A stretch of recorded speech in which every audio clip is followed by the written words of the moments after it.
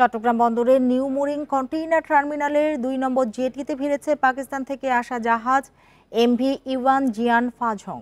দুপুর ৩:৩০টার দিকে ৮১১টি কন্টেইনার নিয়ে বন্দর জেটিতে পৌঁছায় জাহাজটি। শুক্রবার সন্ধ্যায় জাহাজটি বন্দরের বহির্নোঙরে পৌঁছেছিল। চট্টগ্রাম বন্দরের সচিব জানান, জাহাজটিতে এবার আগের চেয়ে দ্বিগুণ কন্টেইনার এসেছে।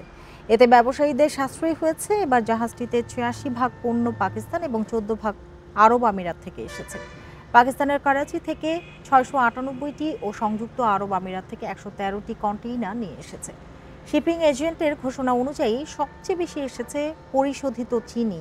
এছাড়াও গ্লাস তৈরির কাঁচামাল, ডলোমাইট, সোডা অ্যাশ, কাপড়ের রোল সহ আলু ও আখের গুড় আনা হয়েছে।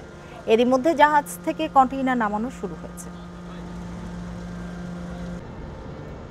দুবাই থেকে করাচি হয়ে চট্টগ্রাম বন্দরে এসছে আজ। এই জাহাজটি ইতিপূর্বে আমরা জানেন আরও একবার এসেছিল। তখন আমাদের এখানে প্রায় ৩৭০ টিউস ছিল মাত্র পণ্য।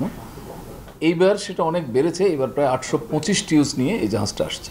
কাস্টমস কর্তৃক এক্সামিন হওয়ার পরে এটা আমদানিকারকরা নিয়ম অনুযায়ী ডেলিভারি নিয়ে যাবে।